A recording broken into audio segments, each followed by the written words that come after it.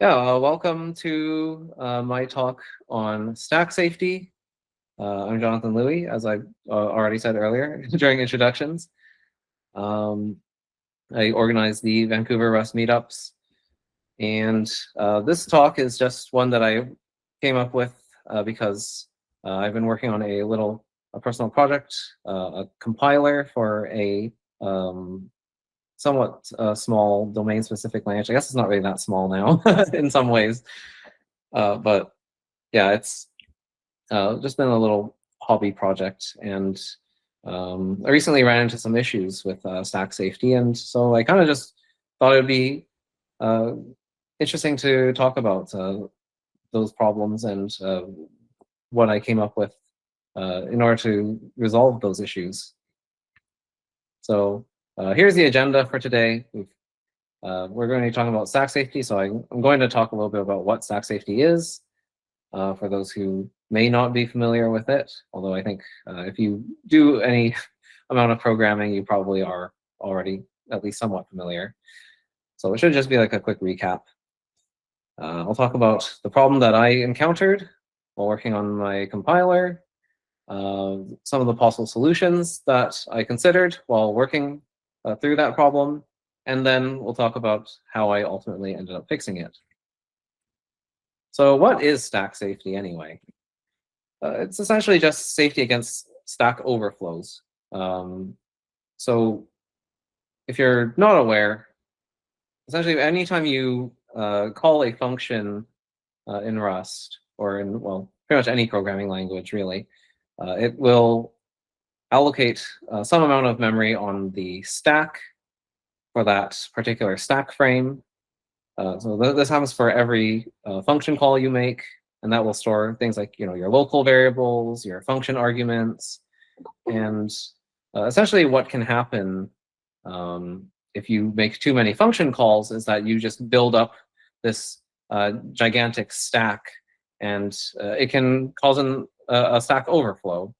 And so your program will just crash. You'll see an error message saying, hey, there's a stack overflow, and everyone has a bad time. So one thing that usually causes stack overflows is recursive functions. So when you have a function that calls itself repeatedly, it may be in like a really big loop, or like it is a function that just has an infinite recursion, so it just always keeps calling itself and doesn't terminate, doesn't stop. Then yeah, that's a pretty common way of creating a stack overflow. So moving on to my particular problem. So while I was working on my compiler, I ended up writing 3 recursive functions. So there was a substitution module, there was my type checking module, and there's a code gen module. And each of these has a recursive function in them. Substitution in this case is used for dealing with variable capture, because I didn't want to implement like de Bruijn indices because they're notoriously hard to get right. And I was kind of like, I just want to go fast. I want to implement something simple, sort of like in a prototyping mindset. So yeah, I just wrote all these things recursively, and essentially once I started actually trying to implement some small programs in this language that I created, I was starting to get stack overflows. So like I had a small program that was maybe only like 400 lines of code, and the compiler was just crashing and giving me these stack overflow errors. So I knew exactly what was happening when that when I saw that error, or at least I thought I knew what was happening, and I knew it was because of these recursive functions. And so I started considering possible solutions. So one possible solution that you might hear about, at least with respect to a lot of other languages, is tail call optimization. So if you don't know what tail call optimization is, essentially, if a recursive function's last operation before it returns is a call to itself, then the compiler is able to reuse the stack frame. It basically kind of converts this function into like a loop effectively. So it just sees that, oh, the last thing that we're doing is just basically doing a jump back up to some previous instruction. And so it's like, okay, instead of pushing an entirely new stack frame onto the stack, we can just reuse the existing stack frame. But the problem with that is Rust actually doesn't guarantee tail call optimization happens at all. So Rust code compiles down to LLVM IR, which if you want tail call optimization, I think there's like some option you have to pass explicitly to LLVM to do that. But I think in general, the Rust compiler just isn't going to do that. I don't remember the exact reasons around this for why this is happening. I would guess it has something to do with embedded systems, because that seems to be the reason for like any kind of strange decision that happens in Rust. But yeah, this was a no-go. So trying to rewrite my functions in a tail recursive manner wasn't going to solve my problem. So the other solution, of course, is to then try and rewrite the code as a loop. So that's exactly what I did here. And if we look at the code here, so I have the code for the type checking module. This is what I ended up doing. I created this like stack instruction. So I basically have a whole bunch of instructions that I store in a stack here. And they effectively store either expressions or continuation. So yeah, if I get an actual like AST expression, then it'll try to type check it. But in certain cases, you want to actually type check like one subtree and then use the result of that type checking to check a different subtree. And so that doesn't really lend itself well to iterative loops. And so I had to use this stack essentially to push like a continuation onto that stack structure I created. And that's what these continuations do. They basically pick up the computation on the next iteration and take the results of type checking and then try to use it for further type checking. And then sometimes those continuations need to create even more continuations. Yeah, I guess pretty messy, but it does actually stop the stack overflows, at least for this function, as well as the other two functions that I converted to iterative form. So, oops, let me go back to presentation mode. So everything's good, right? I convert all my code to iterative loops. Well, not quite. So as I showed, the logic did become quite convoluted by doing this. And I found that it was a lot more prone to errors. I had to end up adding a lot more unit tests just to make sure that things were working properly. But in addition to that, I was still actually getting stack overflows. And I could not figure out why. I stared at this probably for like maybe a day or two, trying to figure out like where these stack overflows were happening. And like I checked all my code over and I couldn't find a single recursive function. There wasn't anything that looked like it would, create a lot of stack frames. So what's actually happening? Well, it turns out, according to this blog post here about stack safe, which is a crate for helping you make your programs stack safe, it turns out that derived traits like debug, clone, and drop on deeply nested structures, such as my AST, can still cause stack overflows. So you must manually implement those traits with stack protection. So yeah, that's what was happening essentially. I apparently had a clone somewhere of like some subtree in my AST. I think there was like some kind of borrow checker issue I was having trouble working around, and I ended up just being like, okay, well, I'll just clone the AST here, and it turns out that clone implementation is implemented recursively, And so where the stack overflows were actually occurring wasn't in my code. It was actually happening in this default clone implementation that Rust was generating for me. So basically how I fixed it was I used the stack safe crate. So this crate actually is fairly new, at least at the time that I found it and I found that blog post.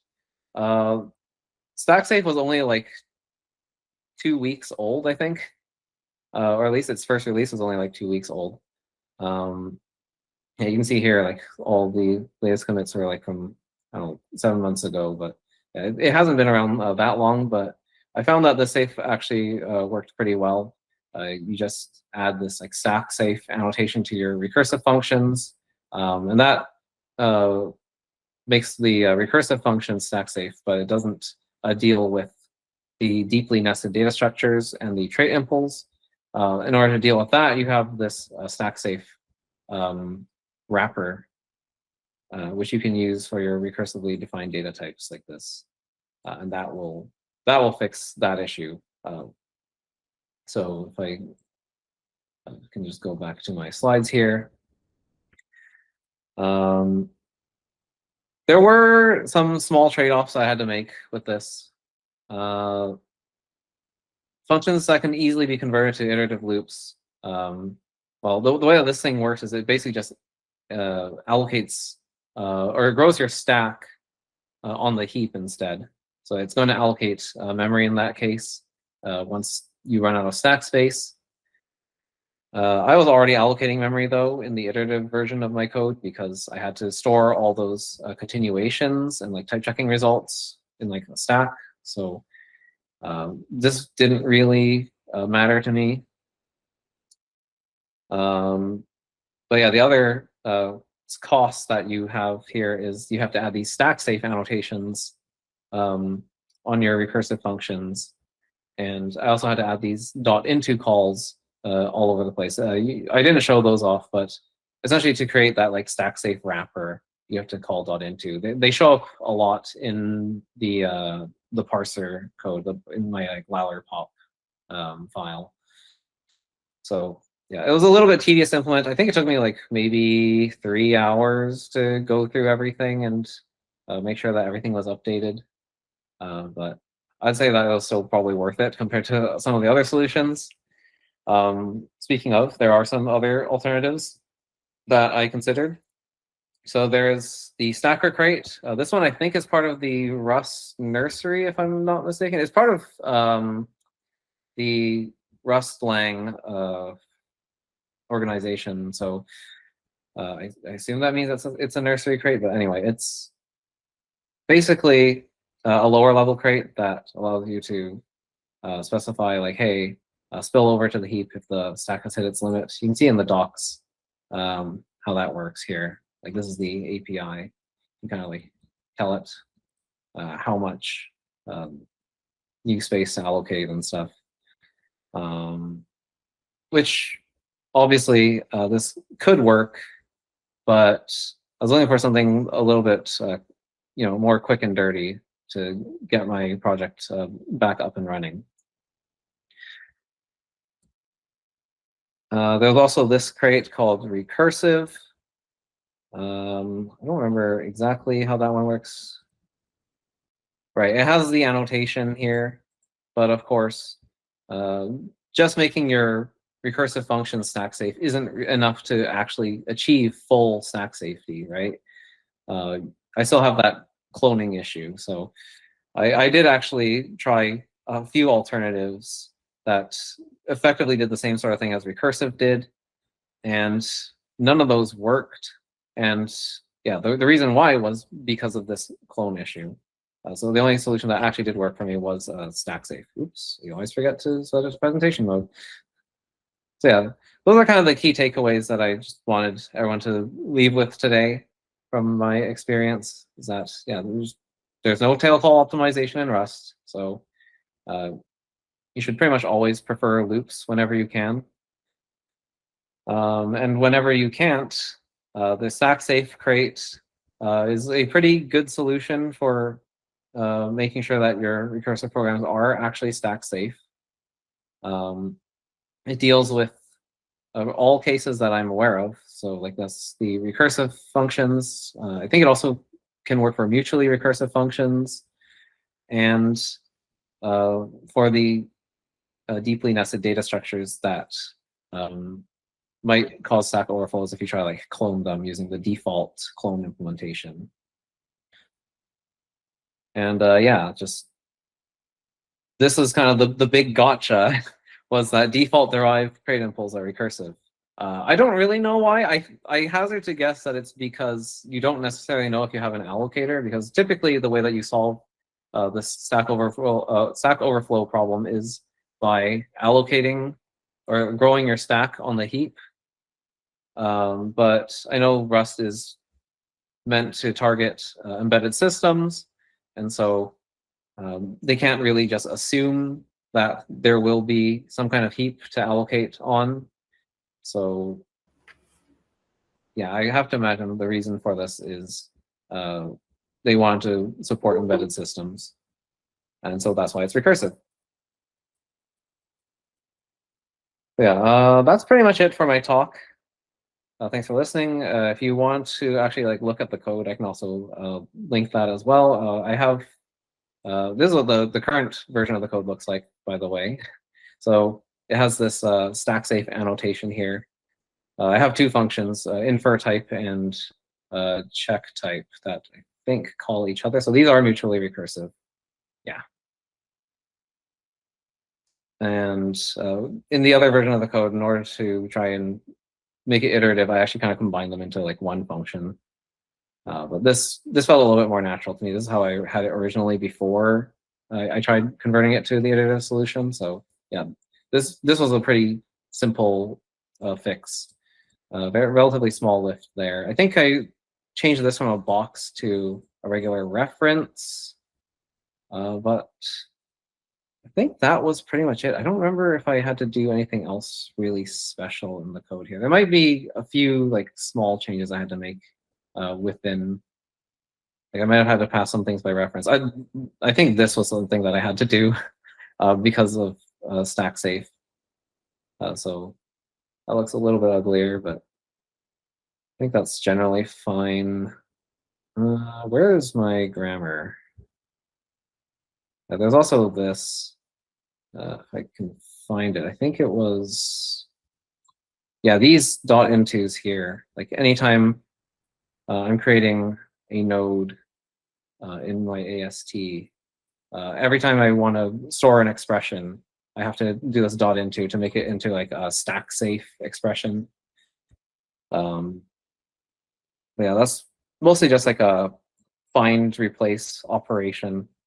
A little bit tedious, but yeah, not too bad.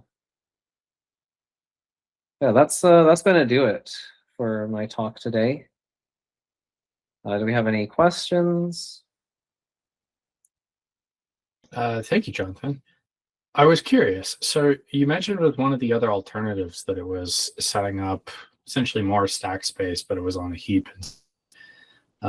Is that what StackSafe is doing under the hood?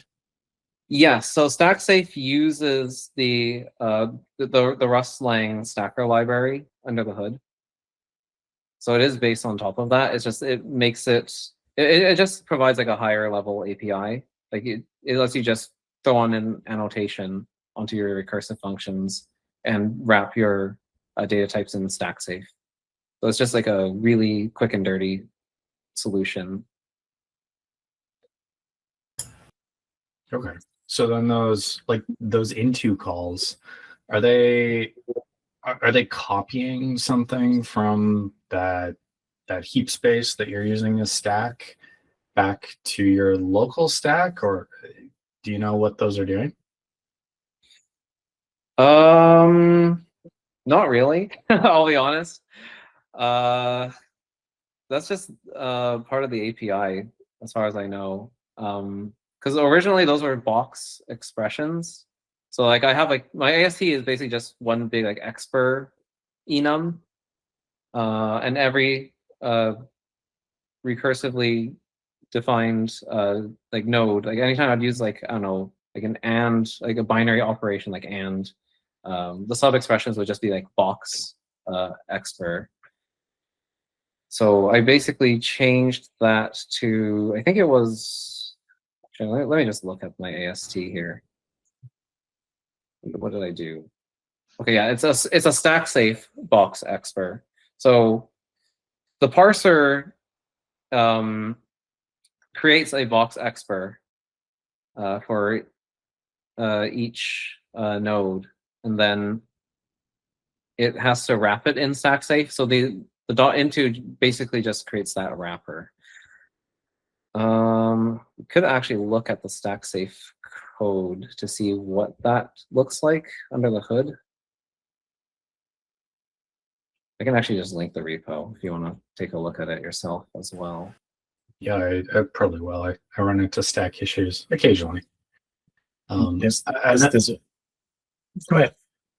Oh, I was just going to ask one more follow-up question, which is, have you noticed any performance differences? Because now in your recursive function, you're at least sometimes calling an allocator. I don't know if it does that all the time or if it does a check every time you call that recursive function. Maybe you know. I haven't noticed any like notable performance hits there in particular. I mean, code gen is pretty slow, so that might contribute to that to some degree.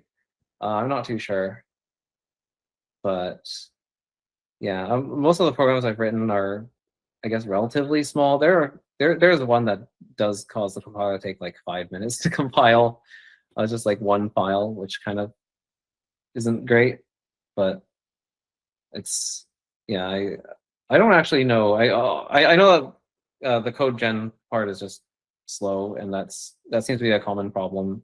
Like even for the Rust compiler, code gen is slow. Not as slow as what I'm experiencing, of course, but I obviously can't really test it against the earlier version because it just Stack Overflows before it ever gets anywhere. So like, yeah, benchmarking that is a little bit difficult.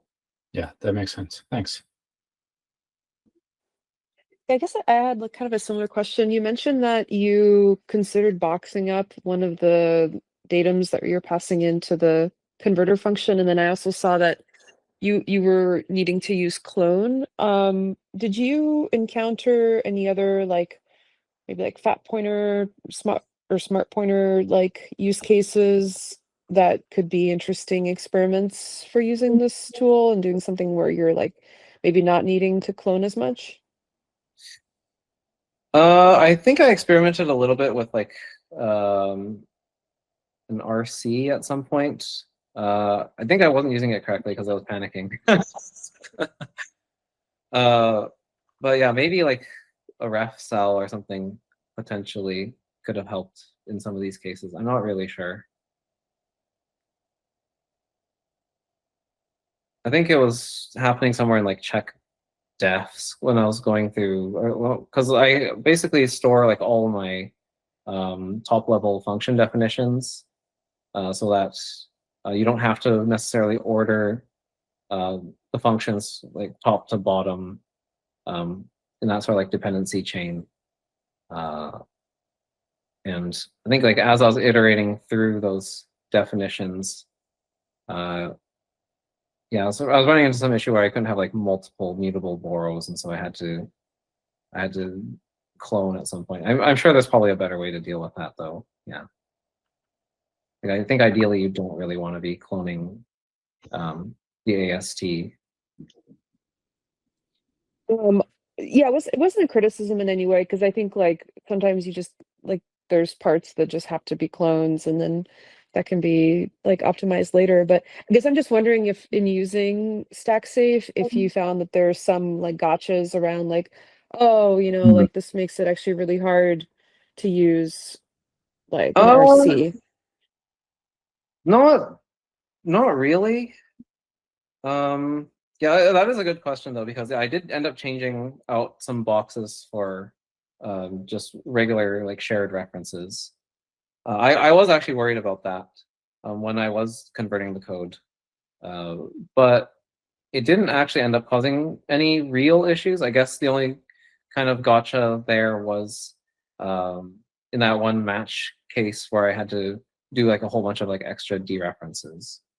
But I think that was probably the worst of it.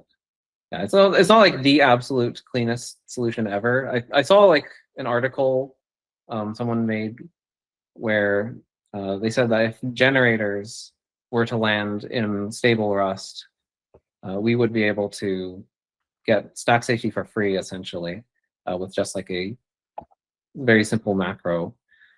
That looks kind of interesting, but that's sort of a neither here nor there kind of thing if that feature hasn't landed.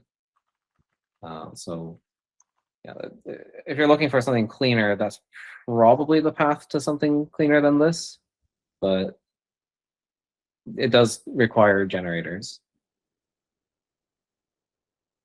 We got a couple other questions here, so I'm gonna go to Bunbury. Did you want to go first? Yeah, thanks. I'm not sure where exactly in your code base the you were running into issues with the stack, but like, did you consider just like increasing the size of the stack with the Rust compiler? I did.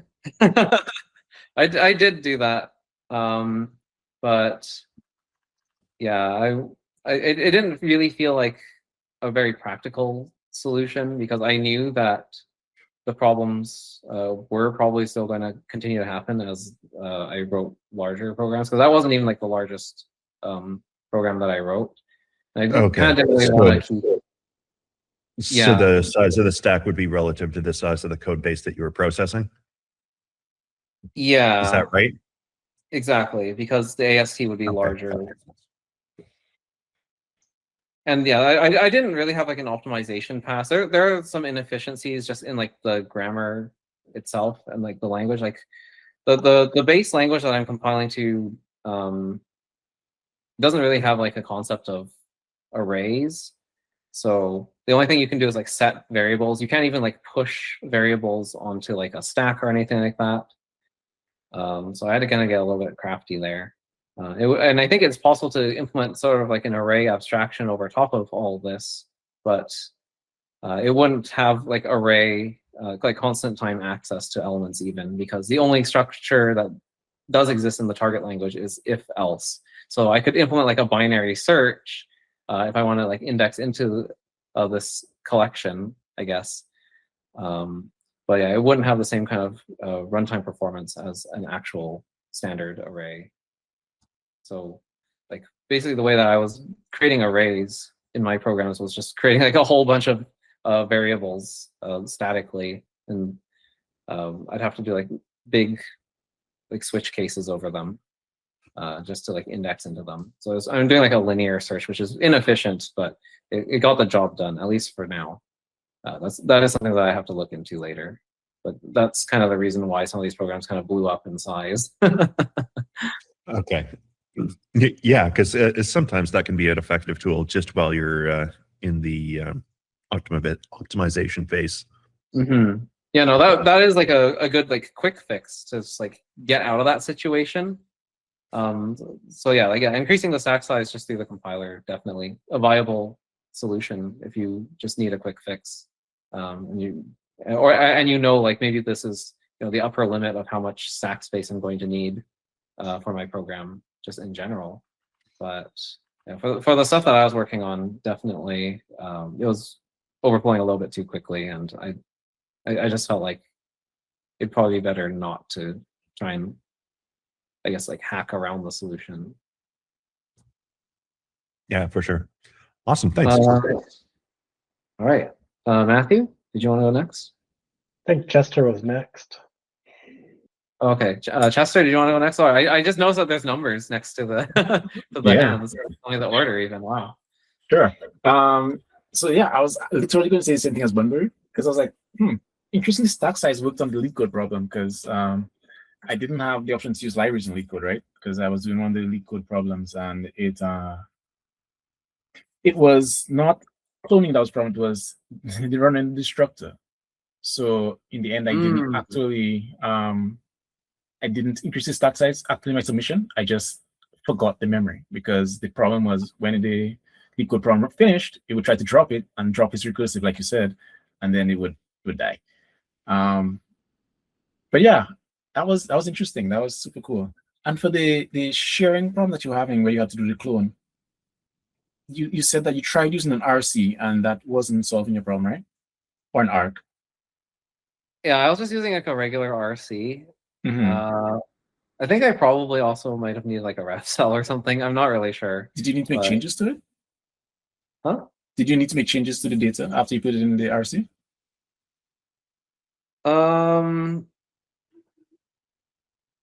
Yeah, I think I see. that's what Okay. happened. I'm trying to remember because it's been a little bit. It's been No like a worries. month. I was It's just been a month wondering. since this, but Thank you. yeah, you can look at the code if you want. I think the clone still happens there. It's in like check defs. It's in the type checking Check code. this. I see. Oh, one more thing you could do if you did want to benchmark it, like what Aaron was to compare, you could actually just increase the stack size to, a couple of, increase it substantially so that it would work, and then you can Oh, yeah, compare you're that right. one against the other one to just have a comparison. You're absolutely right. Yes, I should have considered that. Yeah, that would be a good way of actually benchmarking that. And I think it would be awesome if you shared the repo that you were at and like the commit hashes of the before and after, so we could take a look at what that looks like. From my time that I used to program in Scala, like we had the tail rec, on there. Yeah. You could explicitly call that, and that usually solved some problems for me. But I see that Nightly has a enforcement like that, where it uses the become keyword instead of the return keyword. Did you take a look at that? I know if you know Nightly, that's not something that you really want to look at for production code, but since this is kind of like a side project, wonder how that, if you looked at it and if it if you kind of compared it to the crates that you did end up using. I actually didn't look at that. I've heard of the become keyword. I was aware of some efforts around this before, but yeah, I think I may have heard about it before it landed in Nightly, so I wasn't aware that it was actually a Nightly feature. So yeah, maybe that's something worth exploring. That might have helped here. I'm not sure if it would have helped in particular with the clone impl though, because that's still done automatically by the compiler if you're using a derive impl. It would probably help with like the type checking function and like code gen and stuff, but yeah, the clone definitely, I don't think it would have done much for me there. Okay, thanks. Yeah, I guess speaking of which, I think more than just the clone, but also the drop impl, because yeah, that would also be recursive. That would also probably have Stack Overflow too. Now that I think about it, because it was pretty. It's still the same AST.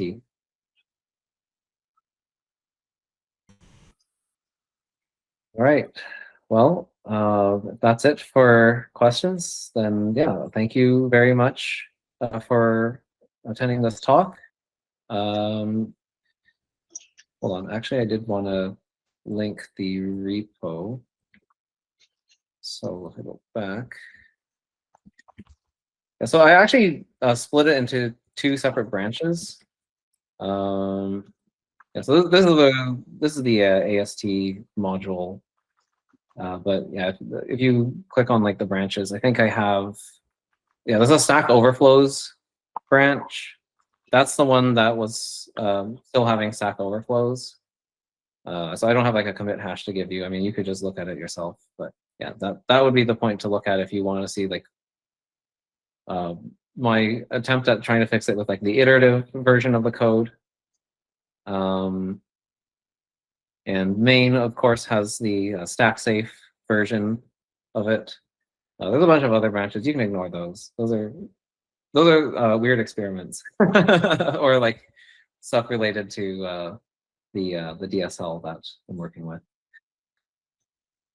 The other thing I wanted to point out is that, if I can share my screen again here, so that we have a YouTube channel, which is where all of our videos go, all of our presentations, if you're not aware. So please do check that out if you're looking for more of these talks, if you want to see like what's been archived. And kind of the reason why I'm bringing this up now is because I believe, at least for now, I don't know, there's some external factors involved here, but this is probably going to be my final talk for these meetups, at least for the foreseeable future. It's not that I don't want to do more talks, it's just that there are external pressures kind of pushing me away from being able to have enough time to continue producing these talks and uploading them. But you know, there's still all these other talks that I have done, that other people have done in the past. If you want to check out the collection here.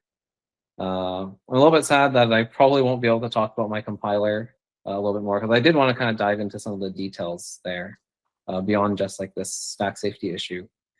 But I do intend on eventually publishing some videos to my own personal YouTube channel.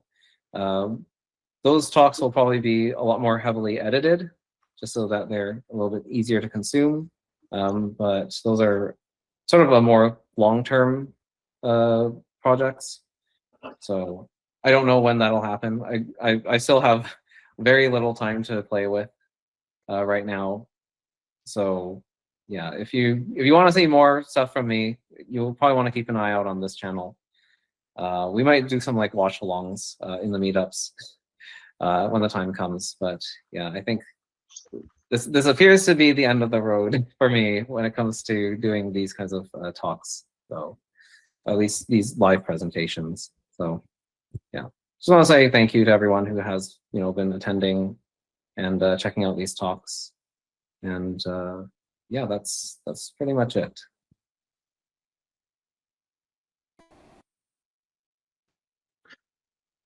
Yeah, thanks, Jonathan. Sorry to hear that from a selfish point of view, but I totally understand. Life is busy, of course. I noticed with the Vancouver BC Rust meetup, there's a Vancouver BC Rust meetup 955, and there's a 3484. Which one is the official one? The official one is 955. Okay. Actually, technically, they're both official. It's just I lost my password for the other one. Oh, I see. Yeah, that one I think I uploaded maybe like 1 or 2 talks there, and then I lost access to that account. And then I made the new one, and that's kind of been the main one for a while. And I made sure to actually back up my password this time. So I felt really silly after that.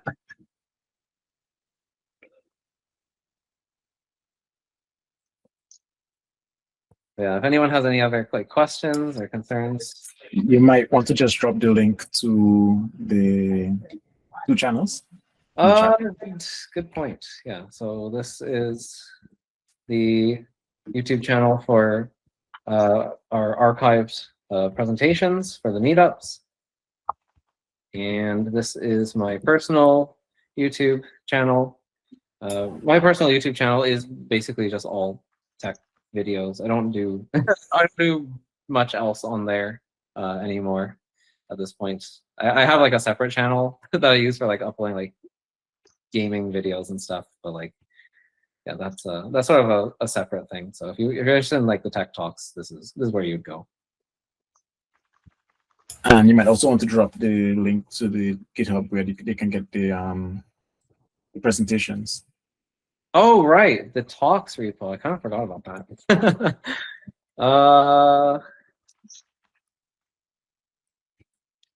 Is it Vancouver? Hindsight, maybe I should have looked for it and dropped it. I forgot about it. I don't know. Like what happens with that repo is like I upload talks. Like people submit talks, or like they submit their slides. I just upload them, or they upload them, and they make a pull request. And then I merge it, and then I kind of forget about it. Let me go get that. Here we go. Here we go. Here we go.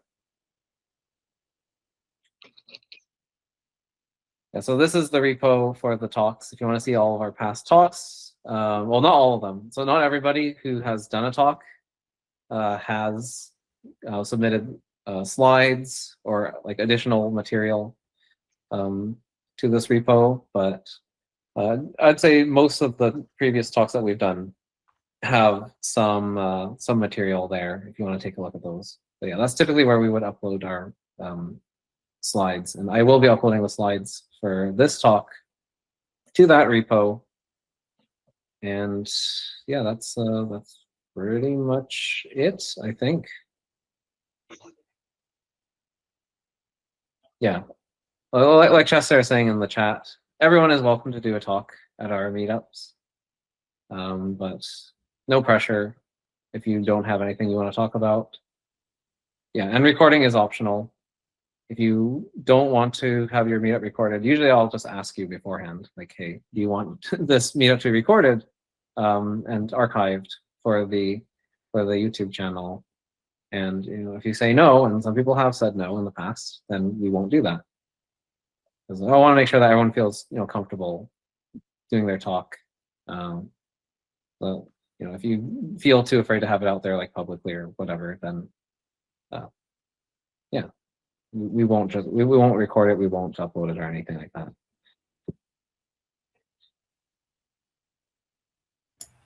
And it's a pretty safe space. How do you feel about? Go ahead. How do you feel about pre-recorded talks? Pre-recorded talks are fine. We've done a few of them. I actually did one not that long ago when I was talking about, I think it was something FFI related. FFI, yeah, the one you did at Yeah, work. I did an FFI related talk. Actually, I did two of them. I uploaded them to my personal YouTube channel, and then I just kind of played them back. They're kind of low quality, to be honest. They were unscripted. It was just sort of it was a request from work to kind of help onboard some people who just didn't really know how to work with unsafe code.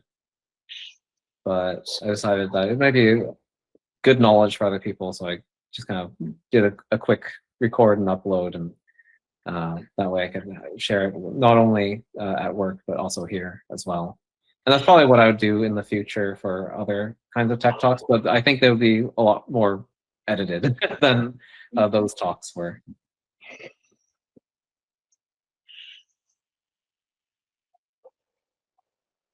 All right, yeah, thanks. Because yeah, I've been thinking of doing a talk about WebAssembly and WASI, but yeah, I'm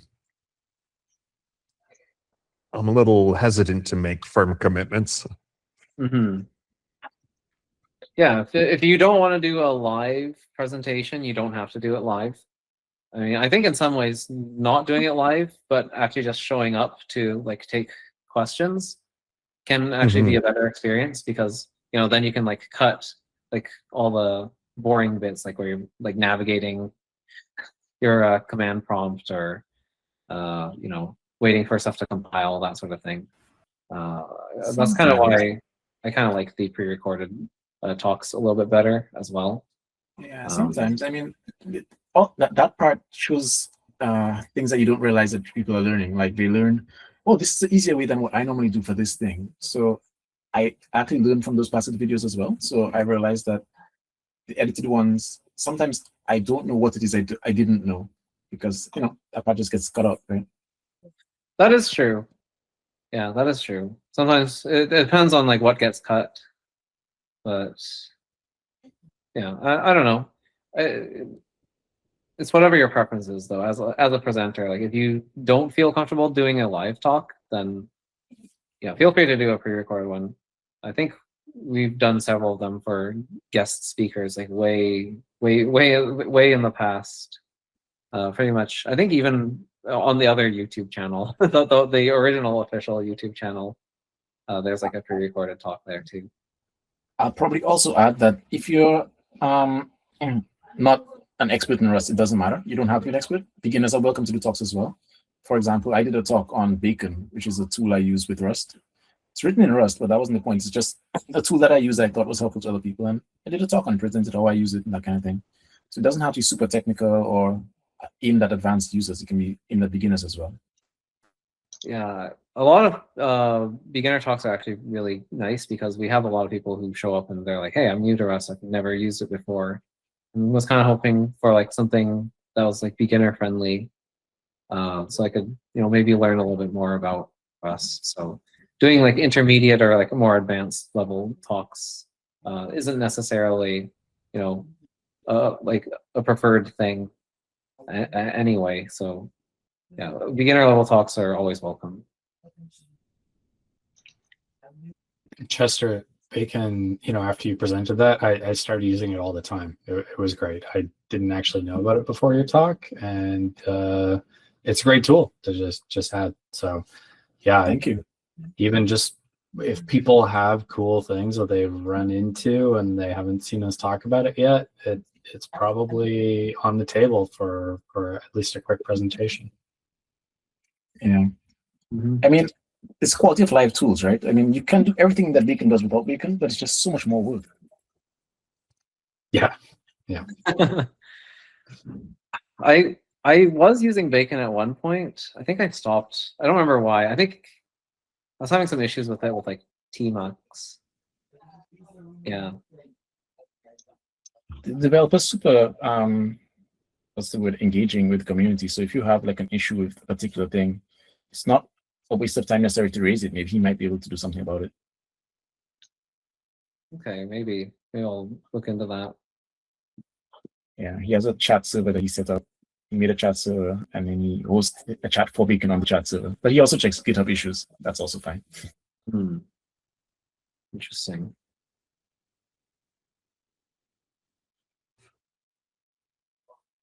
And Yeah, actually, that's. Yeah, go ahead. Oh, I was just going to say that same author actually has several interesting projects that you might want to check out. Agreed. Who made Bacon? Okay, Dominic, take care. Yeah, I think the GitHub username is Canop, CANOP, if I remember correctly. Yeah, that's right. I'm looking it up right now. Yeah, that's what showed up. Dennis Seguret. Yeah, they have a lot of repos. He's not English, but yeah, he's super prolific. Yeah, I think he's from France, actually. Yeah, that's what his GitHub profile says. Yeah, but his English is pretty good. I've never spoken to him in French, because my French is I don't use French enough for me to speak in French.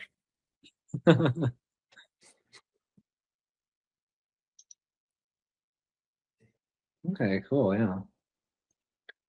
So question here, as a probably closer to beginner in Rust, one of the ways that I learn best is pair programming, and wondering if anybody has side projects that they wouldn't mind pairing with me on.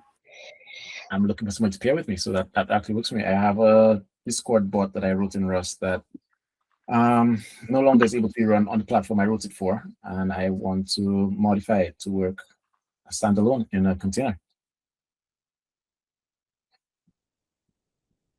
Awesome. Well, I'll definitely have to get your contact information and see if I can maybe learn from We you. have a Discord.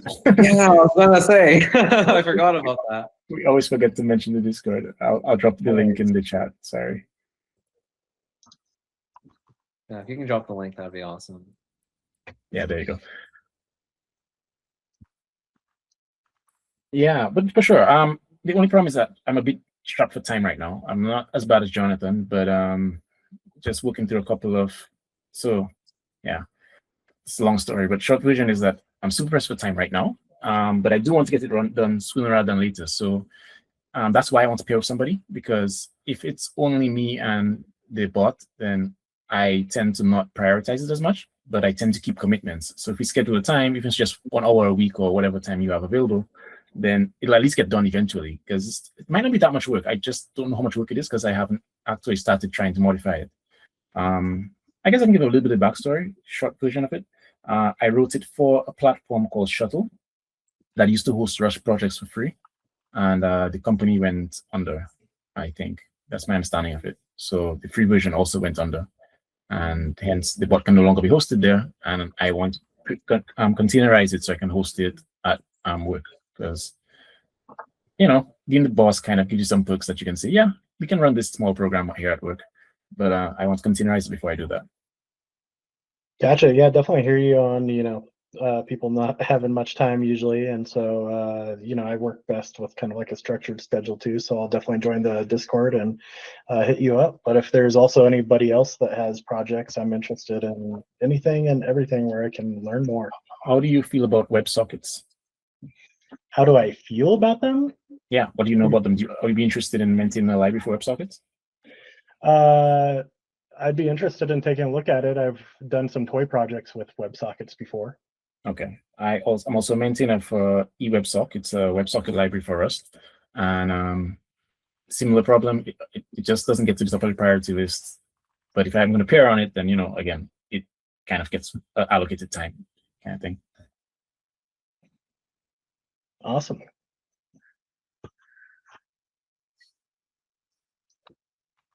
Actually, I mean, depends what you want to learn. I have a lot of projects. You can just choose from them, and I would tell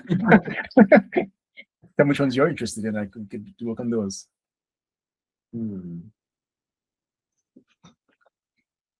Yeah, work on my compiler for me while I. You said that as a joke right now. I literally thought of that when you said that you couldn't do any more presentations. I was like, oh, that sucks. Maybe I should just, help you out with the compiler so I can do the presentation. I mean, I wouldn't mind if people wanted to help out with it. Yeah. I just don't. Yeah, I mean, I could create some more issues, create some tasks. Honestly, the repo is in a really crummy state right now because I kind of didn't. I didn't expect to make it public so soon. Yeah, that's why I always start public, because then it's just less pressure. Yeah, I was gonna add a README and everything too, but I don't even have that. Yeah. That's part of my template. I have a template when I'm doing a new Rust script. I just copy the template, comes to README, comes to everything, and then I just I probably should have done that. I don't know. I was just I was gonna just keep it private for now. It's just it'll be fine. But then, I kind of felt a bit of pressure to actually make it public, so I did. Nice. Yeah, I think what I want to start working on myself is build a GUI builder for specifically focusing on the Cosmic desktop library, and I think that would be really cool to have a rapid application development type tool like WinForms Designer or something for that. Has that been done? Do you know if it's been done, or is it just you want to do it anyway? But it kicks up it. I have if somebody knew of something like that, that would be awesome. I know that there's Slint, which is very similar to that, but I kind of want to target specifically the Cosmic desktop with that.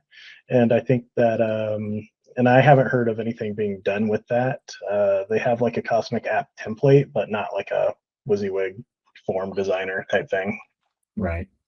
I was going to build a WYSIWYG as well for eGUI, but the more I've used eGUI, the more I realized that while I could get something basic done, it's not a good idea. I say it's not a good idea based on the fact that the whole way eGUI is intended to be used is inline. So I would be kind of going against principles of the design, and it would be a less than optimal final product. So I decided not to. But yeah, I actually really like WYSIWYGs. I don't know. I feel like they make it so much more approachable for beginners.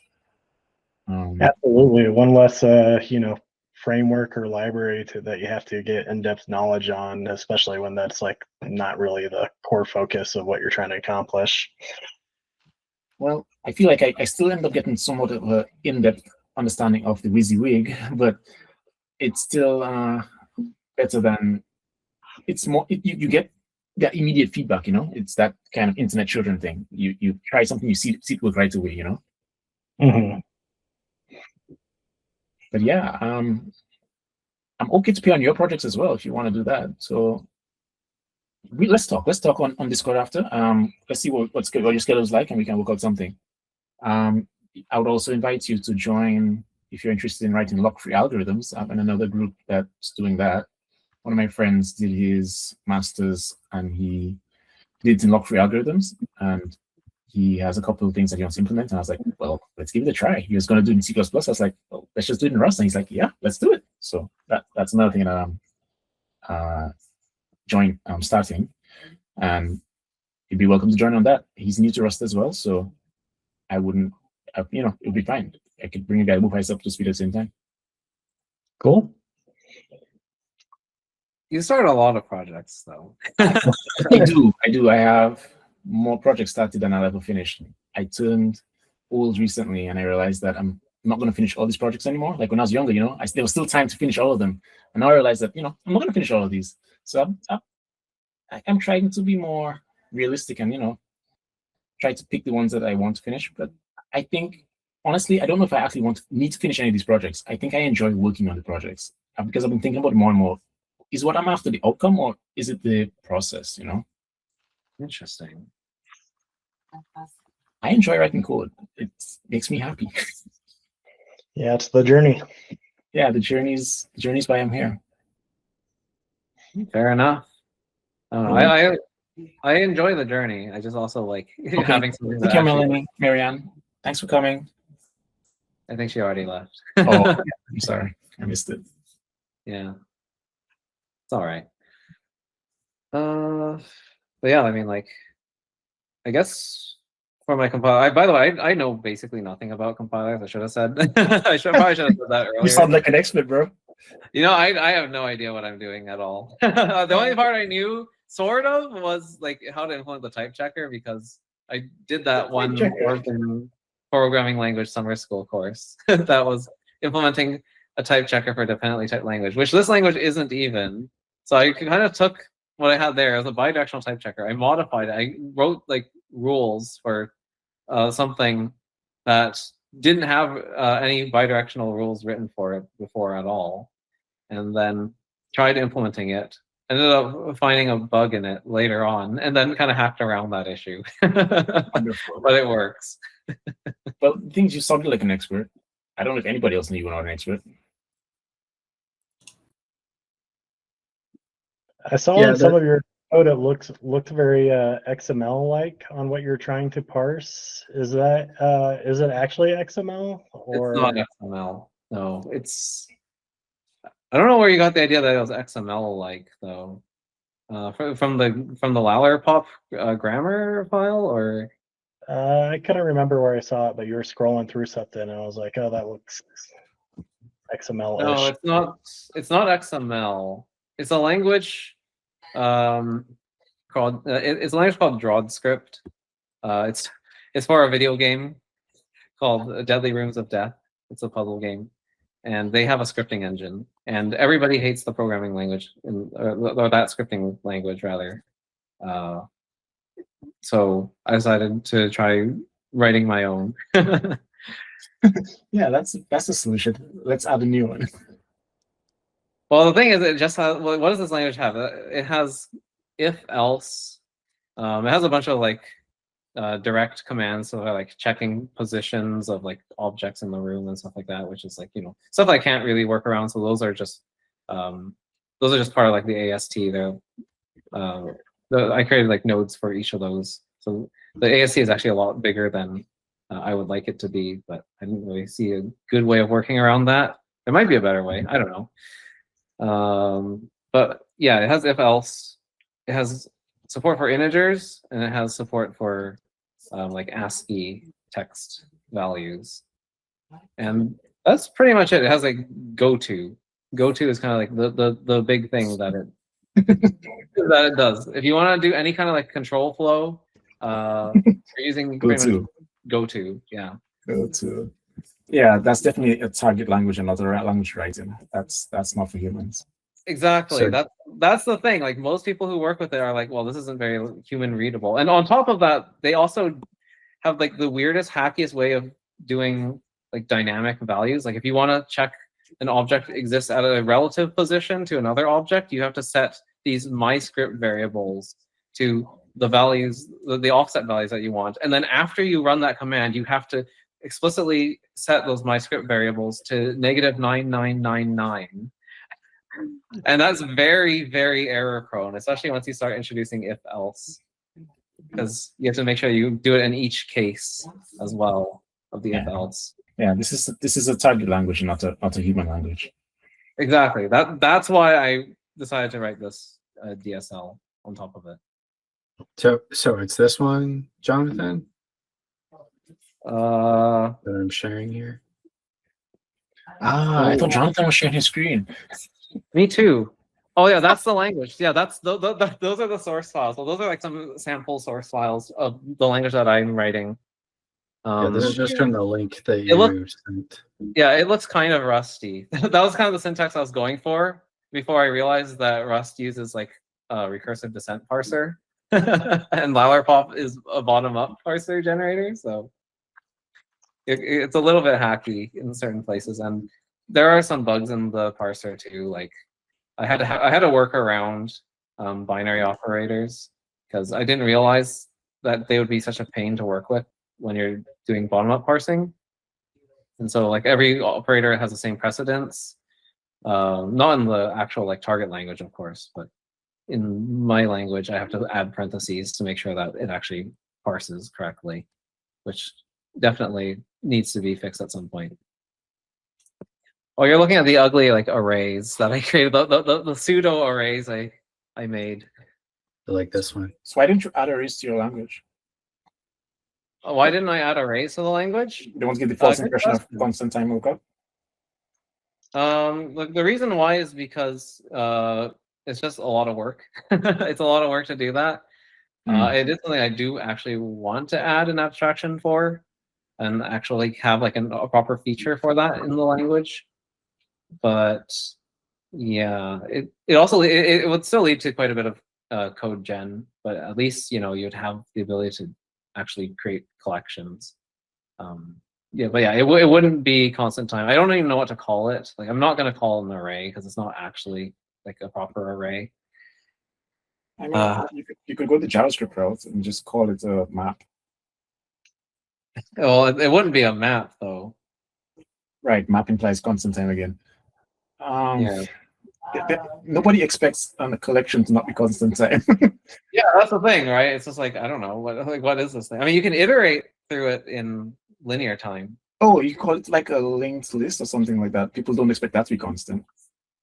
It's kind of like a linked list, but like it's also not because you can access elements in like log n time.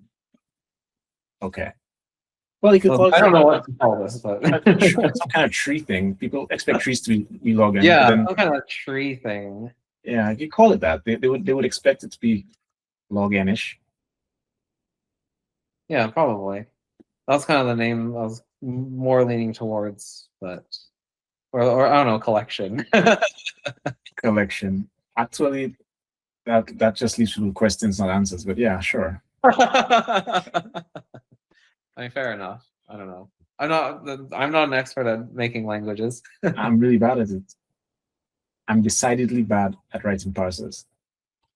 Because I naively thought, how hard can it be? It's non-trivial.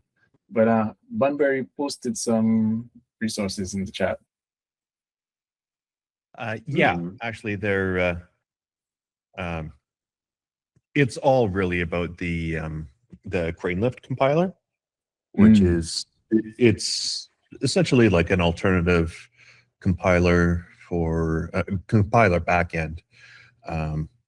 Or Rust. The primary use case was to compile down to WebAssembly, but you can also use it to compile Rust to native code. Actually, Jonathan, how many users does your language have so far? Just me. Okay. So like that, Nice. I didn't release it or anything. It's in a pretty awful state. I mean, I don't want people to have to deal with it. That means you're still flexible. Why don't you create a? Why don't you use Rust as the language and just change the output from what's the name of that thing? Output from native code to be this target language instead. Because there's a bunch of stuff that I don't think would work very well. I mean, I could be wrong. You could make them part of your standard library. I don't know if they. I don't know. I don't know how that would work. Like there's yeah. there's really primitive operations, like check if this object is here in this room, or like move this entity to this position in the room. That I don't know if that can be Standard implemented library. as like a standard library function. I don't really know how that would work. I mean, standard library gets special privileges, right? They don't have to follow the rules. Is that how that usually works? Yeah. So, like for example, let me see if I find an example. Some of the things in standard library, if you click on implementation, it just doesn't show anything because it's not implemented using Rust. It's just this is special case because it happens a lot.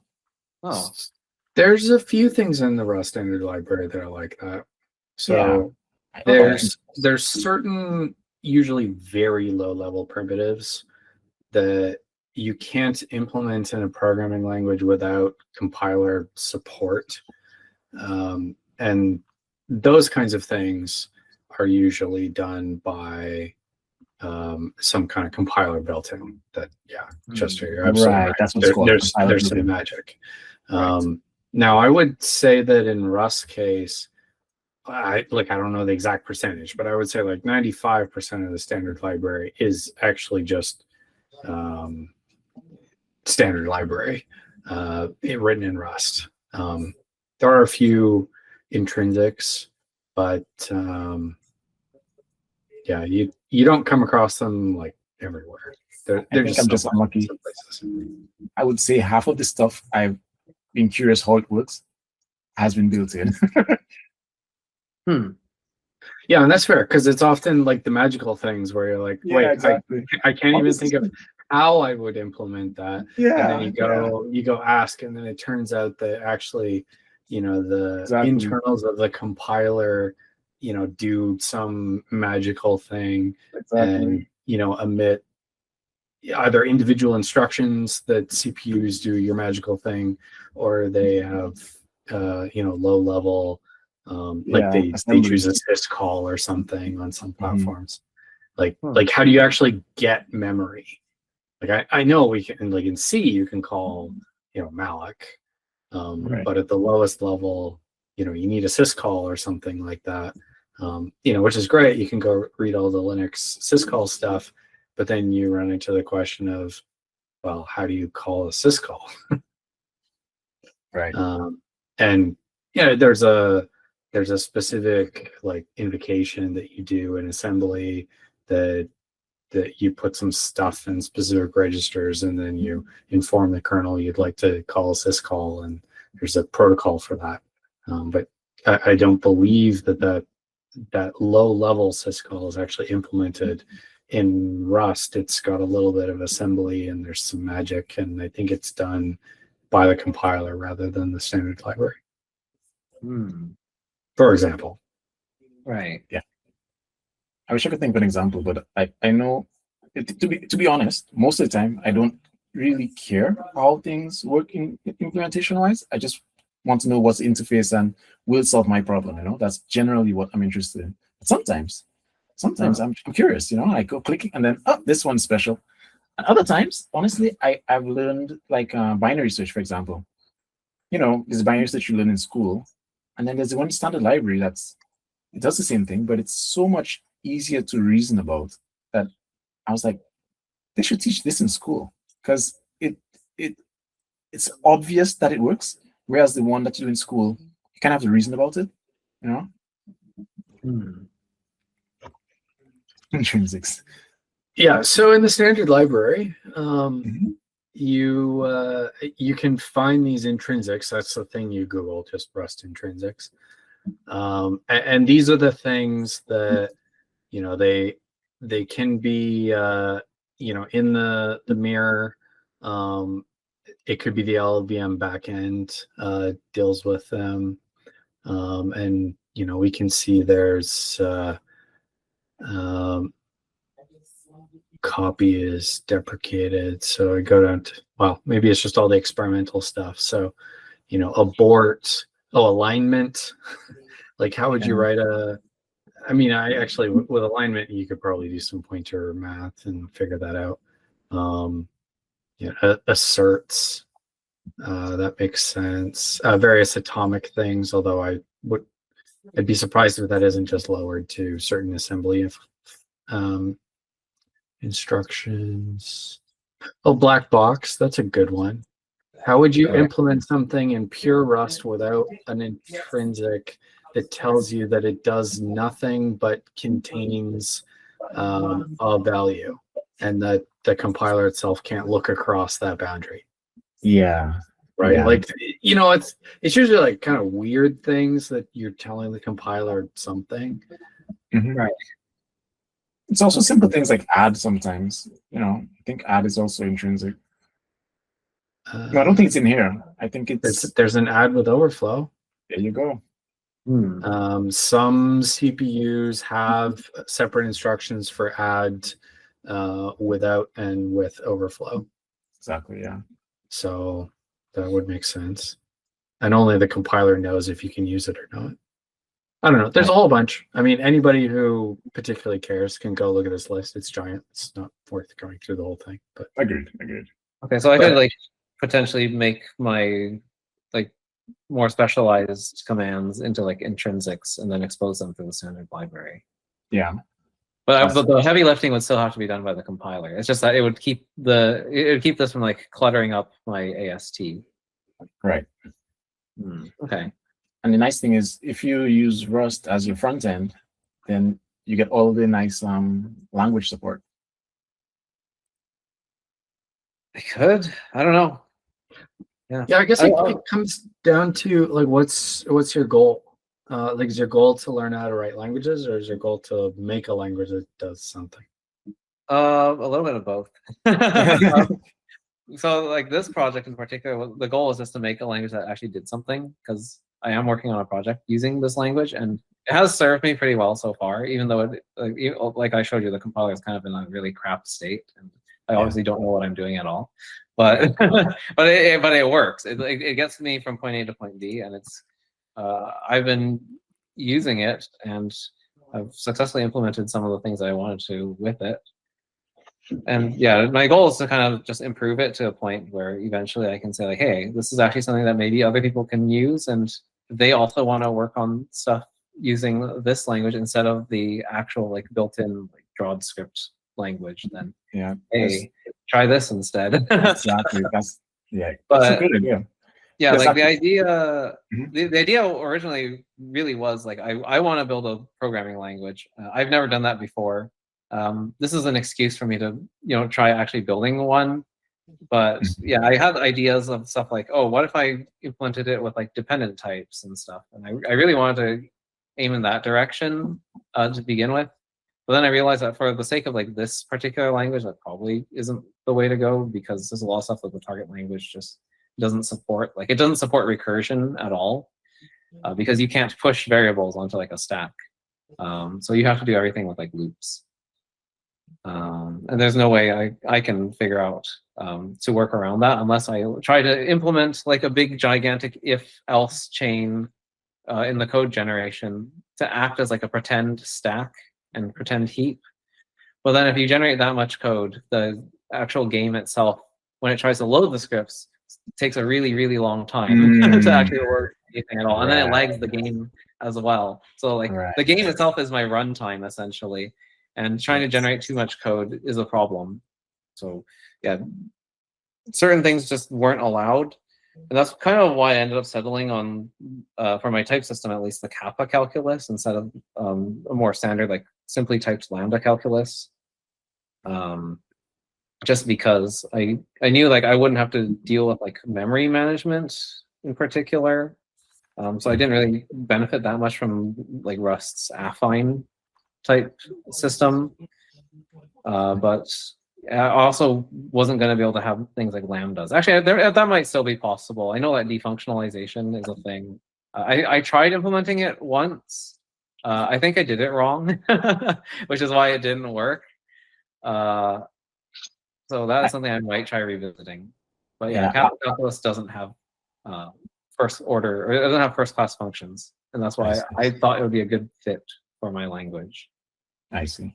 I'll flip this book, by the way. So Bunbury and Aaron both recommended this book that's up on the screen. I also will recommend it. John Jenset had started doing a stream. Well, he did a stream on the that platform that lets you do cool projects, and they like guide you through it. Oh no, I'm not going to remember the name. But anyway, there's a platform that lets you. One of the exercises on that platform is this book. I think the first couple, and it lets you like a guided tour through doing the things. They just like provide tests for you and stuff, if I remember correctly. But this book, definitely recommend. Everybody I've ever heard recommend this book has been reputable. So I start recommending it, even though I haven't had a chance to do it yet, because I want to seem smart too. As well as I've seen the beginning of the book, and I can see that part is really good.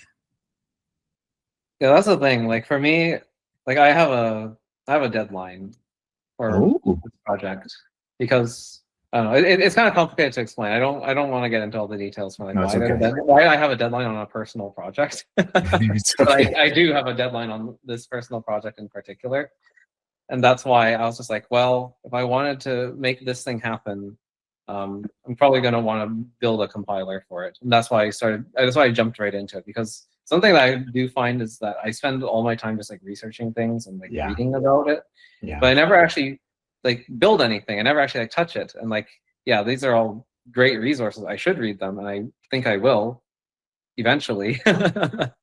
After you feel it, you have more context for learning the things that they recommend in the book. So don't worry, do it your way, bro.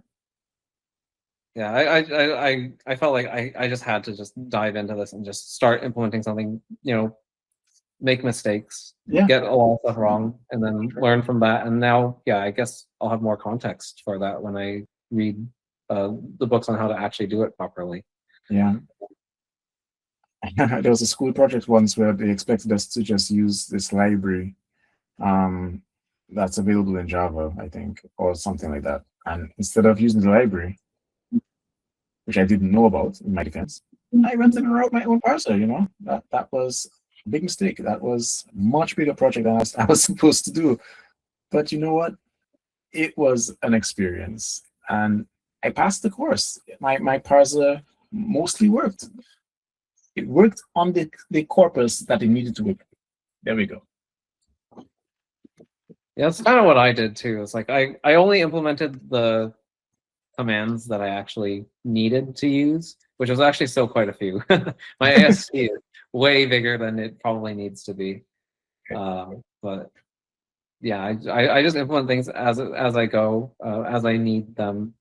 And I don't know, I think it's kind of interesting to like learn how to implement things like, if expressions and stuff like that aren't necessarily so common in other languages, but exist in Rust as well.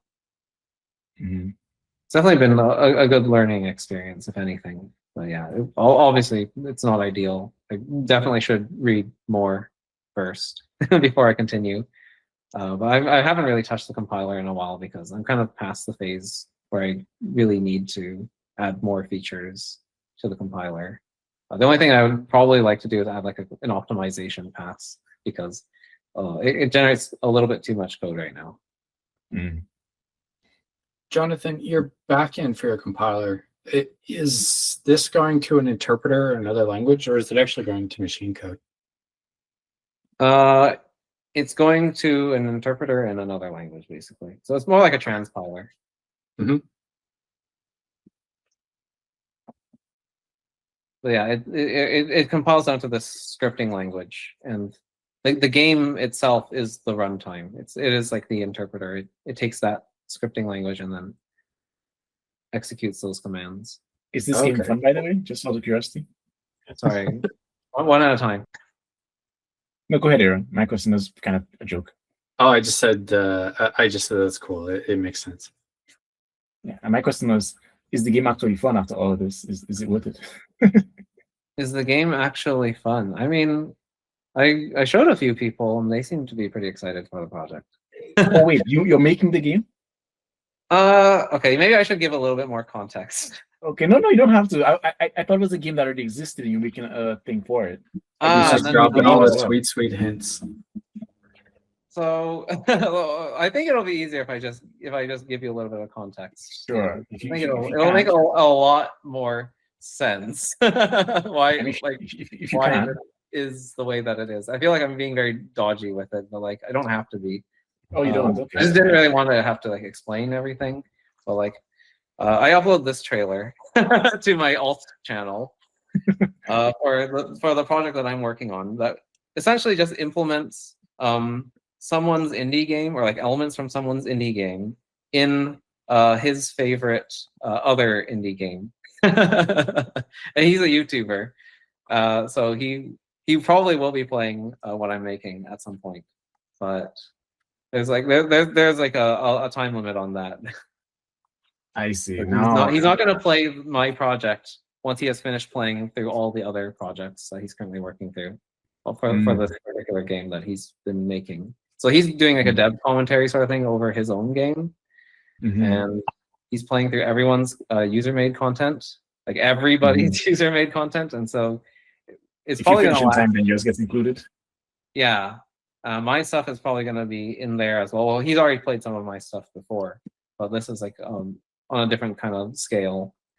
But yeah, I released this trailer in December for this crossover project between his game and his favorite game. And if you look at the comments, you can see he actually replied, "What?" in all caps, which was kind of shocking because he's usually a pretty like calm and reserved and relaxed guy. So I was actually pretty happy about his reaction. He shared it with a bunch of other people too. All right, man, nice. And I like the suit, by the way.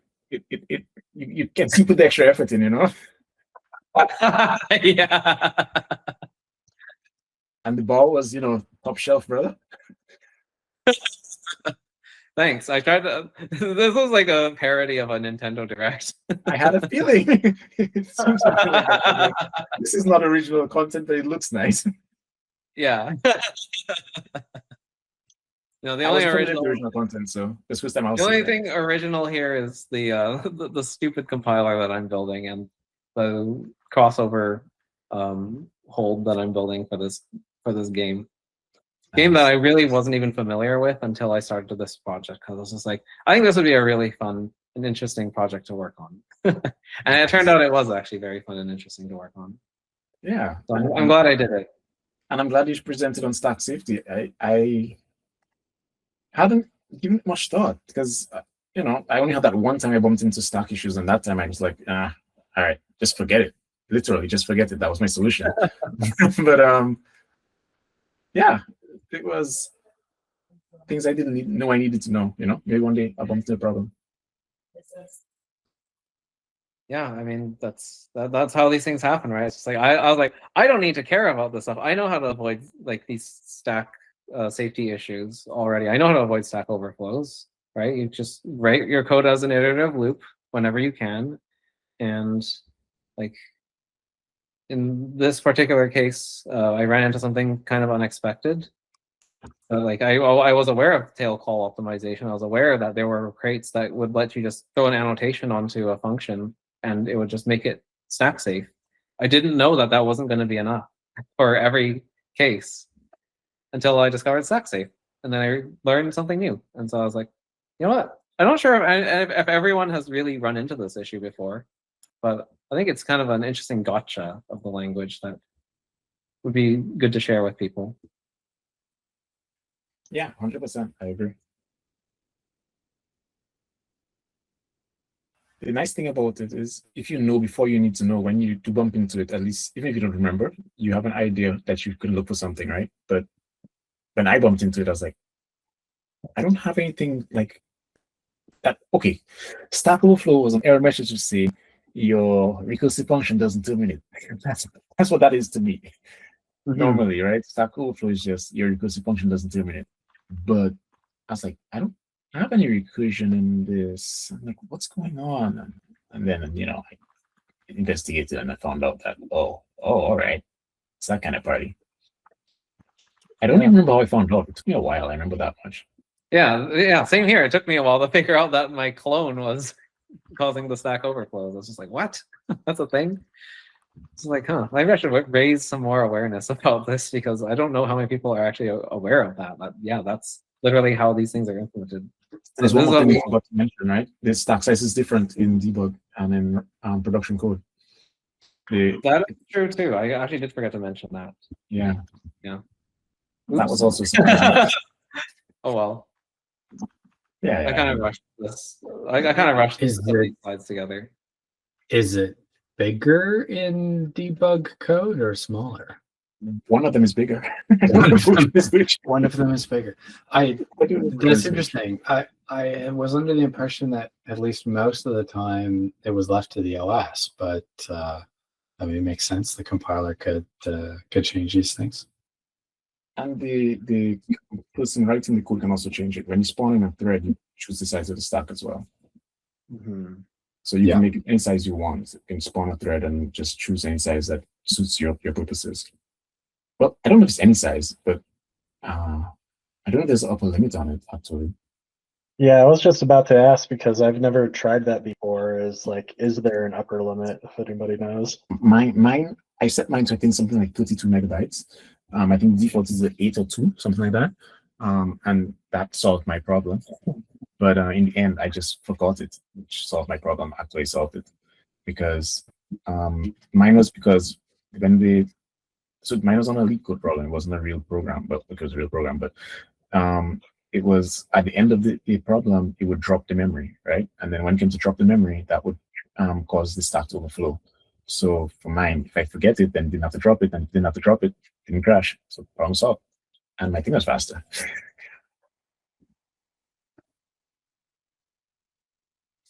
I mean, you can Google it. Yeah, I think you can go like 2 gigabytes, 4 gigabytes stack size. Like, yeah, you can go pretty crazy. Okay. Yeah. On Linux it can be pretty big. But like normally you don't put too much data on the stack.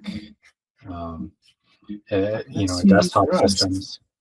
Unless you use Rust, right? Because Rust makes it really easy to put things on the stack, and the program is so much faster. So I put a lot on the stack. And that can be true, right? Like it's sort of, what Jonathan mentioned in the beginning. A bunch of these derived functions, like they work recursively in the macros, and I'm sure at least some of that is because if I sort of naively want to write a macro and I don't know anything about what it's going to operate on, and I want to implement, I don't know, just drop or copy, that you need to call it on all of the fields inside your struct.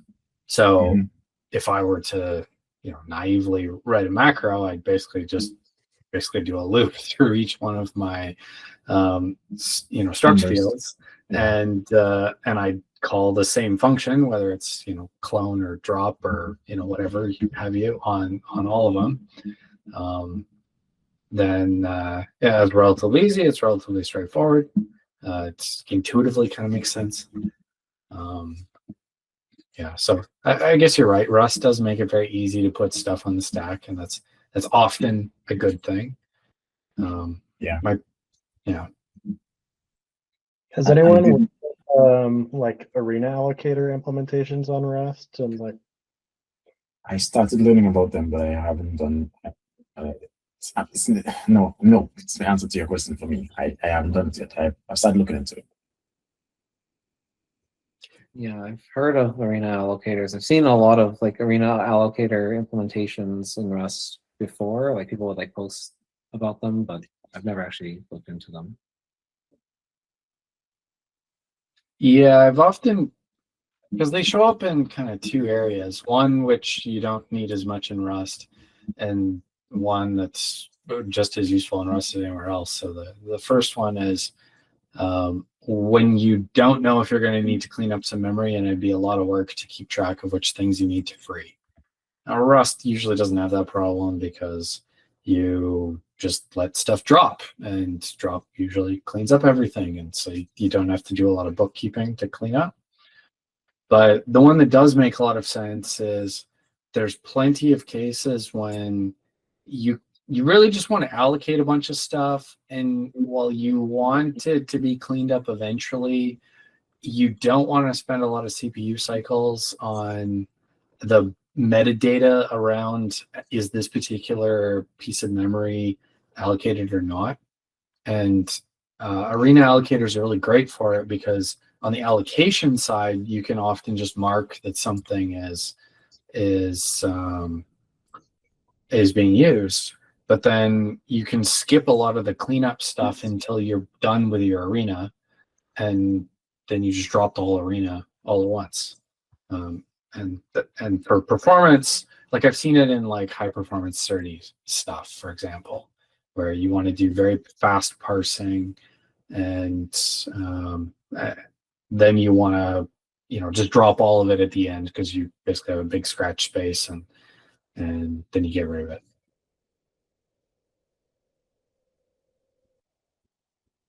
Yeah. Well, if anybody wants to do a talk about arena allocators, by all means. I'll take that challenge. I mean, I can't promise I will, but in the course of writing lock-free algorithms, I think that's one of the things I'm going to have to learn about. So since you're interested, then once I learn about it, I'm happy to share.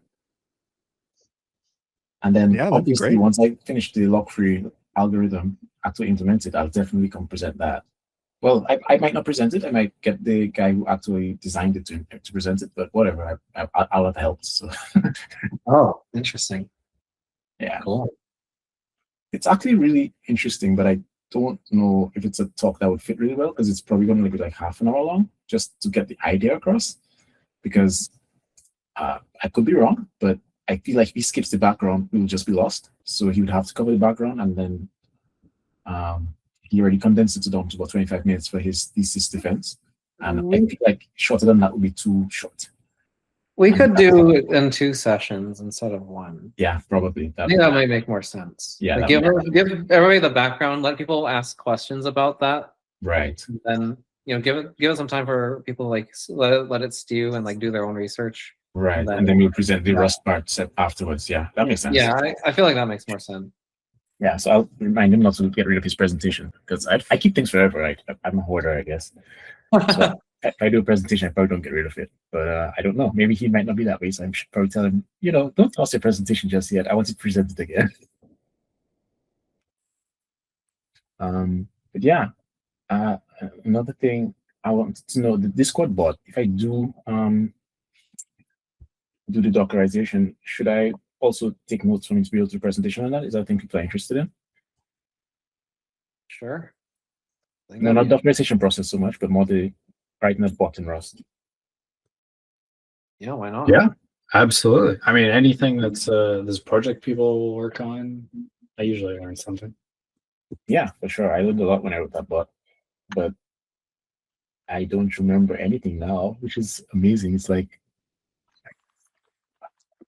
my memory is getting better. I don't have as many problems because I can't remember them. And that's one way of solving problems. Yeah, for sure. I mean, some problems are, they're persistent. They come up every day. So those you don't quite get rid of. But a lot of the ones that are just things that, they're in your head. You're worried about something that, it's just a thing you're worrying about. I can't remember, so I can't worry. So, it's interesting. But today I was going through, what was it? A spreadsheet that I set up for my mom. And I was looking at all the scripts running in the sheet, and I'm like, man, this guy was great. How did he think of doing all these things? I was looking at, like, it had to check 3 different places to look for missing numbers. And I'm like, I guess I did this in JavaScript. Did I just write a formula for this? What did I do? It was just like, that curiosity thing where somebody else did something. You're like, how did they do that? And I genuinely feel like somebody else did it. I know I did it. I'm aware cognitively that I must be the one who did it. I don't remember any of it. Just like, how did I do that, man? I mean, that sounds like a good problem. Sometimes I've looked at code and been like, wow, what idiot coded this? And I look at the Git history. And it was me. So, been there. I actually made an assumption in hindsight was ridiculous, but when I made the assumption, I felt it was reasonable. I assumed that if you have an array in JavaScript and all the things in the array are numbers, and you sort the array, it'll sort them as numbers. That seemed reasonable to me at the time. That That's seems reasonable to me too. But that's in Java, definitely how it works. In JavaScript, all sorting on arrays is done as strings. Everything is converted to a string for sorting purposes. That's how it's sorted. of So course.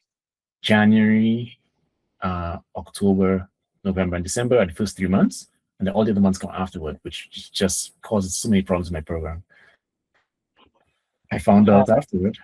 Ouch. Yeah. So now I'm just gonna go to this TypeScript and just fix it. But so yeah, it's back in the good old bad old days when I was still using JavaScript to write Google scripts. Because in those days I didn't know that you could do it in TypeScript. So there's no types anywhere. It's just, oh god, I'm so dreading going back into that code. Well, I mean, I don't think TypeScript usually fixes that problem either. Like, No, it that's all- doesn't. But it makes it easier to modify the code because now there are types everywhere, so you don't have to go look at every single call site to see what was I thinking when I wrote this code. Right. And the tooling also helps because then the tools can also like help you refactoring and stuff because they now have more information. But when it's just raw JavaScript with no comments, no doc strings, nothing, it's just like, oh god, what was I doing? Why did I do this? Please, no. Actually, I might rewrite it in Rust because Google has an API for interacting with Google Sheets through they have some name for the API, but I was like, maybe I should look into this a little bit more and see if I can write more of the things in Rust. Because it's so much easier for me to write Rust than it is for me to write TypeScript. Because I don't have to look up everything, I write Rust, I wouldn't say fluently, but I'm not constantly, how do you do this again? How do you do this again? I'd be curious, for everybody's day jobs, what stack are you mostly in? Rust for me. When I do code, I seem to be doing less coding now. I bounce around a lot, but I'm currently on Go. Go for you, man.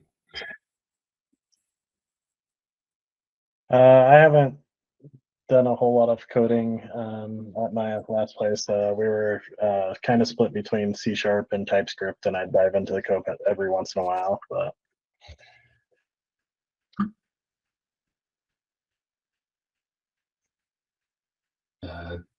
Lately, it's been mostly PowerPoint, but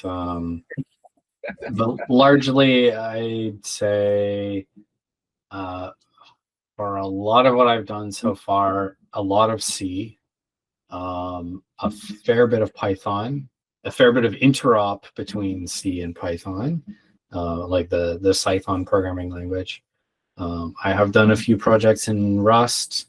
Mostly smaller-ish stuff in terms of lines of code, but stuff that Rust was like really good at, so that you could solve something in a little bit of Rust that would have taken a lot more in another programming language, or you'd have to go with Python or something where it'd be much slower. I'm mostly talking about like library usage and stuff here, where people have written some really high quality libraries in Rust. Yeah, those are probably my top ones.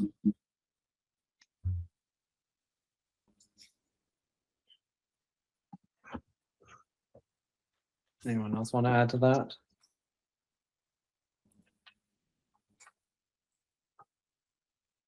No? Okay. Well, I gotta get going, so Yeah, me too, actually. thank you all for coming. If I could just have a quick question before we break. Sure, Are there sure. any other topics, I guess, since Jonathan's not going to be doing as many presentations? And maybe just to clarify, Jonathan, like the meetup's still going, right? It's just Of course, the meetups will continue. I'm not stopping the meetups. Okay. There might be some changes in the future regarding like how they're operated. I don't know. Yeah, there's Worst case scenario, I'll take over running it. Don't stress about that. It's not okay. So fair enough. I don't want to say too much right now. Yeah. Don't, when the time comes, just let us know. We'll figure it out. It's just a very, very uncertain time for me right now. So I don't really know like a lot of logistical things, like where are we going to have the meetups? Are we going to still be on meetup.com, etc.? Like a lot of it's kind of a logistical nightmare to think about. Yeah, it's not honestly, Jonathan. If you want, we could start gradually phasing off all the things that require large financial inflows, and then we can just like set up our own scheduling site. I don't know how much Luma costs. I see some of the other meetups here use Luma or something like that. I get the name. We can find alternatives. We don't have to make life difficult. We can do it in phases before it's forced upon us. Yeah. That's absolutely true. I mean, it'd be nice to be able to just move off of Meetup potentially, because that is where I have to spend like $260 just to renew like a 6-month subscription to Meetup. I mean, it's being covered, of course, right now, but yeah, that's a fair bit. Certainly, if it starts falling on individuals, that's quite a bit. That's a bit, yeah. Yeah. I can definitely even just ask next time I go to the meetup. So there's a meetup every Monday here, a tech meetup downtown. I went once and it was a really great experience. I'm no longer interested in starting a meetup anymore because I'm like, any meetup that I would want to do, I'd probably just tack it onto that one, because it's kind of open and it's kind of they're flexible. They have like different themes on different days and that kind of thing. And it's some cool people, different people from me, but most people are. They're just more different than other people. It was expanded my what's the word? Expand my horizons. Meet new types of people. They're a bit more. I don't know if some of them are a bit more hippie. Is that probably the word? I don't know. They're like open software and they read these weird papers, like research papers. Anyway, I digress. I can look into how they, because they use a different platform. I think it's called Doom or something like that.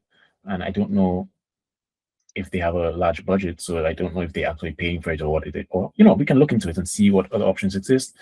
Worst case scenario, we could definitely just set up our own website and we still get them published in This Week in Rust, which is, I think, the way a lot of people find out about us anyway. So it's not, I wouldn't give myself too much stress. Once you get the SEO right, people will Google it and they'll still show up. And all that's easy to do. Right. Yeah. I don't really want other people to like have to shoulder the burden of all this stuff. So no, it's a group, right? It's not just you, bro. Don't think like that. Yeah, I certainly enjoyed coming to this for a few years now. So definitely, I'm 100% up for helping hand. And I mean, if there needs to be a little bit of money for the pot, we can discuss that too. Yeah, not right now. Don't worry about that right now. Yeah. But what I'm saying is we can start, putting things in place. We don't have to wait until somebody tells us that, hey, you know what, guys, we're sorry. You have 2 days notice, because I kind of feel really salty about the whole shuttle thing. Yeah, shuttle really, honestly, it really, really hurt me, because I understand that they probably had financial difficulties. I understand all that, and I understand that they were really trying to make it work. Why they didn't tell anybody? But bro, if things are going south, don't wait until you have 3 days left and then tell people. It's not okay. No, that's fair. It hurts. I mean, if people here are willing to kind of help out, then like looking into alternative solutions, alternatives to Meetup, like alternative venues potentially as well for like in person. That could be really helpful. What I found for alternative venues is a lot of restaurants, like smaller restaurants, will be willing to partner with you. Like they'll let you have some space, and unless you're really loud and obnoxious, they're not really gonna have a problem with you. Most of us, at least all the meetups I've been to for this meetup, has been very well mannered people. Nobody's come here and been shouting and that kind of thing. So I think you could do something like that. People probably would expect you to buy a little bit of drinks and a little bit of food. Just people who come, they'll probably eat a little bit as well. You don't have to like make it a cost. It's not like they say the minimum amount of drinks or anything like that. At least the places that I've spoken to down in Toronto, Right. They're open to just people come in and they probably ask you how many people you're expecting, that kind of thing, so they can put an adequate amount of space aside. They've been really helpful and supportive. Okay. I mean, I'm not going to think about like venue so much right now, but yeah, definitely like alternatives to Meetup in particular, because I think Meetup is kind of like the Biggest cost. Yeah. Yes. Yeah. I just pulled up the Luma pricing plan. Yes, thank you. It looks like for what we have been doing with Meetup, we can essentially use Luma for free. That's the impression I got as well. I did not see prices before I checked, but yeah, because the impression I got is if you just want the basic things, they don't charge for that. Yeah. Yeah. The only thing that you really need to get Luma Plus for, which is kind of like their only paid plan, is like if you want to do like ticket sales and that sort of thing. But yeah, just to do like a regular Meetup style group on Luma. Yeah, it looks like it's free. Okay. So yeah, we might want to come up with a plan to start converting over. If yeah, I think that's better, and guys, I feel like I don't have a problem with Meetup. I just feel like their pricing is not in keeping with. Oh, it's ridiculous. Sure. I have problems with Meetup. I don't know what you mean. But then Well, again, I don't have problems with Meetup themselves. I mean, I think that they've really done a good thing in terms of making meetups more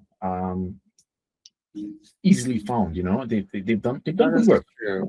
But their pricing, You basically got SEO for free.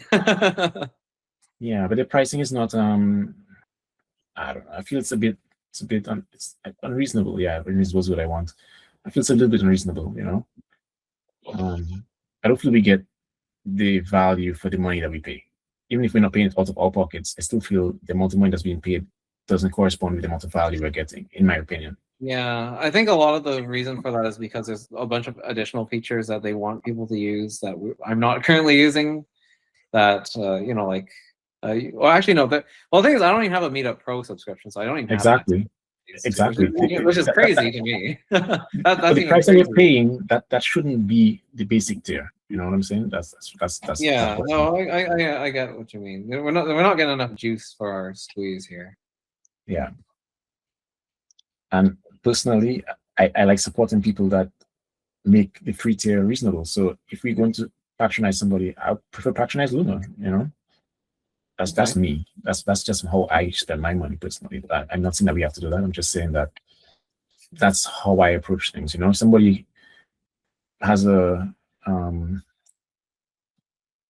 let's give you an example. If they have like a local product, for example, yeah, I'll pay a little bit extra for the local product to support them, even if it's a little bit more expensive, that kind of thing. Yeah. Anyway. Okay.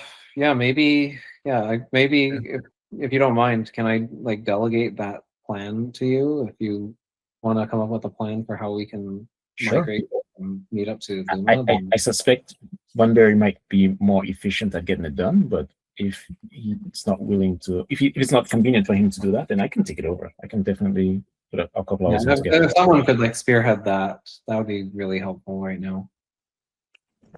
What I can do is I can start off by asking the group that I just joined, the one that meets on Mondays here, what their experience has been first before we decide if you want to switch over to that. Yeah. Okay. Sure. That seems like a reasonable first step, at least.